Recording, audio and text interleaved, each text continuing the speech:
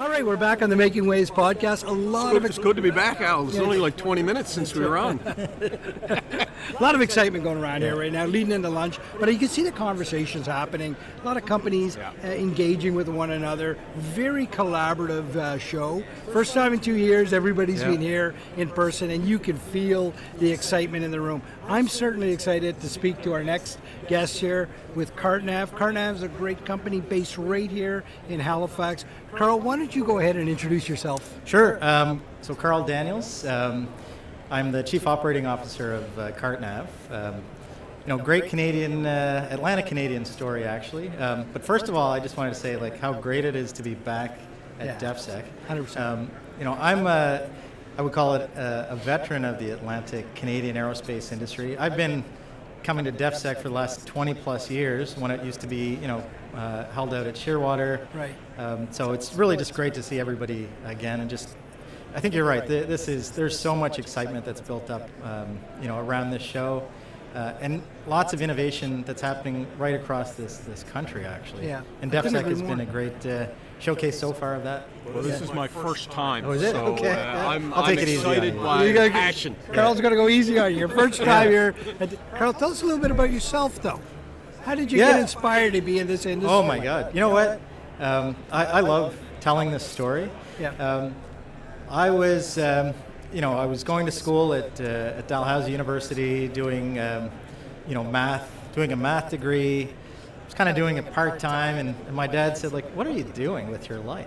And so I was like, you know what? I'm going to keep going to school, but I'm going to, apply for some jobs. And there was this company called EduPlus, which was doing training for, at the time, the Navy's new MCDVs, the Maritime Coastal Defense Vessels. Yeah. So, geez, it's been a while. And this company was started by Captain Hal Davies, right? Great fella. So it was actually Hal Davies and his son Stephen Davies that interviewed me, and I started working in this industry in 1997.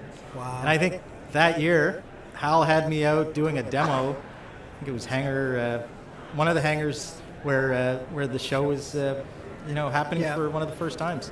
So there'd be a lot of people listening to this podcast will recognize the Hal Davies name. Oh, yeah. Tell us a little bit about Hal. Oh, man. He certainly created a fun environment. He had a great group of people, great team, really, had leaders in the right place.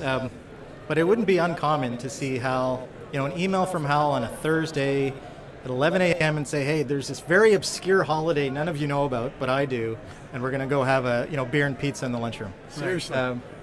He would, but just a really, really great leader. I was fortunate to work with him as he came out of the Navy, and he created jobs for, many people in Atlanta, Canada. Yeah. Many people that work at Atlantis, which became, was acquired by Blue Drop. A lot of those people would have started, from the Hal Davies era as well. So was he in the reserves, Alan? No, Hal was in the regular Navy, but it's interesting, Carl. We have Hal's daughter coming up at 2 o'clock today, Joanna. Yeah, so, Joanna, he made her. You're right. Hal Davies made an impact on the Canadian Navy, and he made an impact on this industry. It's really so. Continue your story. Well, and so I think about some of the key people that I was introduced to through my career. So I started working on these Navy projects, and then Hal retired. Another guy came in, Guy Jeffrey. So another Navy, I think Mars officer at the time, was basically taking the reins from Hal and got us more into the Air Force related business. And I started working on a program, or we did at the time, EduPlus, for Bombardier military aviation training. Okay. And through that experience, I got to meet another, what I would call mentor, Wally Peters. So Wally Peters, first black Canadian fighter pilot, also Nova Scotian. So and not a lot of people know, Wally Peters' story. Also ended up being, he was a Herc pilot for a while. Became a snowbird. Wow. And then did some work with Transport Canada. That's where I first really started to work with him. So for me, and I don't want people to take an offense here, but black, people of color, it's not something you often see through especially at DefSec. Right. Wally was one of these people that was recognizable, and he was a mentor to me early in my career. And I often think of Wally, and he, unfortunately he passed away. I think 2013 now. Mm-hmm. But his story is just so great, and I think New Brunswickers will also claim him as theirs. He went to university at Mount Allison. Right.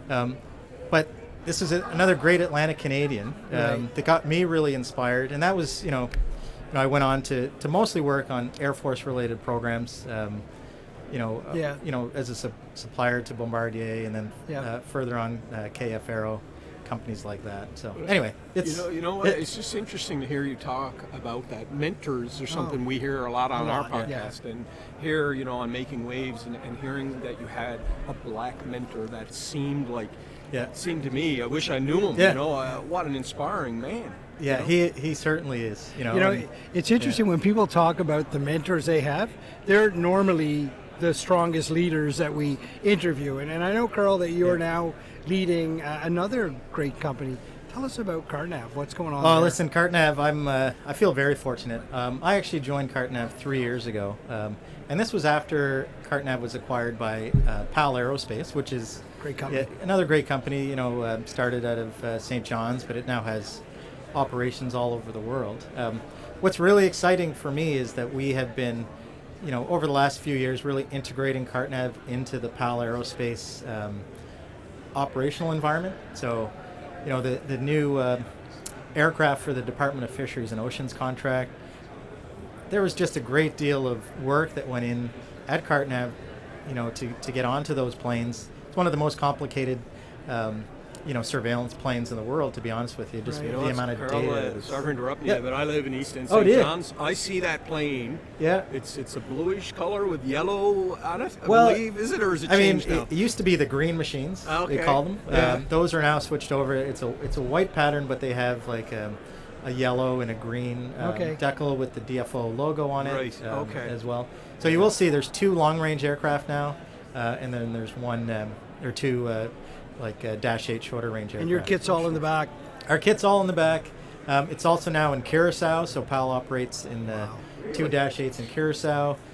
We're working on a really exciting program for the Netherlands Coast Guard. Right. The one thing I'm really proud of is, companies like CarteNav and POWELL, it's exporting our technology, from Atlantic Canada to the world, right? It's being used around the world. So that's amazing, right? There's so much growth in the industry, and there's a lot of things happening in Atlantic Canada. Speak to us about the opportunities that exist here. Well, there's some great companies, and I've had, been fortunate to be a part of a few of them. Like, my time at Atlantis and Blue Drop was great. There were some great mentors there as well. Right. I really learned, I think, a lot about business and how to scale a business from guys like Imad Riscala, the president of Blue Drop. Right. That's a great story that came out of Memorial University Engineering. Derek Rowe, one of the most successful business people in Newfoundland. So, companies like that, they're innovating, they're, building new technology, which is exciting. Companies like Modestry in Halifax, what they're doing just around their relationships even with German car manufacturers, right? They've picked companies out of Atlantic Canada because of their technology. So I just think there's lots of great examples of that, and we could talk for a long time about What that. do you attribute that to, though, Carl? Why is there so much success coming out of Atlantic Canada? Well, it's interesting. I'll even go back to Hal Davies and say Hal Davies had an indirect impact on companies like Blue Drop, Modestry. The guys that started Modestry came out of Atlantis, which was formerly EduPlus. So it's I think there's an entrepreneurial spirit here that it's definitely there's entrepreneurs that are behind some of these companies. You look at POWELL Aerospace and how they started, and from a provincial airline to a global ISR provider. So I just think there's a real entrepreneurial spirit. Now the academic environment and institutions that are around us help support that. I think I mentioned Memorial, but there's Dalhousie University, Mount Allison. And then we see UNB is here, yep. Dal is here, Yeah, 100%. Holland College. Holland College, we just interviewed. But it's entrepreneurial, but it's also collaborative, isn't it? It is collaborative. People want to work Yeah. together. Yeah, and then also I'll bring in the military aspect. Like we have, Navy, Air Force, Army in our region. Right. And it makes up a big portion of, our domestic product, if you will. Right. And economy. So I think everybody in some way in Atlantic Canada is impacted by the military, and it spawns great, I would call it economic benefit. So. And DefSec is a great show to see the Yeah. collaboration right in front of your eyes. And It is. People want to be in the conversation. This podcast, right? I mean, put us in this room to say, just start the conversation, Yeah. right? No, Get it's good, people yeah. talking. I think it's fantastic. Yeah. Carl, what excites you about the industry right now? What is the most exciting thing? Well, my immediate response is being able to see people again. Right, Like, of course, this is, fair, This yeah, is yeah. exciting. Yeah. There's some major procurements and activity that's happening in the country. Yeah. So I think it's going to drive, more innovation. So that Yeah. excites me. Right. And I just, it's great to see just things opening up again. I can Yeah. see it so that's what excites me is, these face-to-face relationships are starting up again. While, I do think that, the pandemic has taught us how to work remotely, but nothing beats this face-to-face interaction 100%, and reestablishing those connections again. Yeah. Yeah. Jerry, your thoughts? Well, you know what excites me, Carl? Yeah. Is being privileged enough to sit with people like yourself.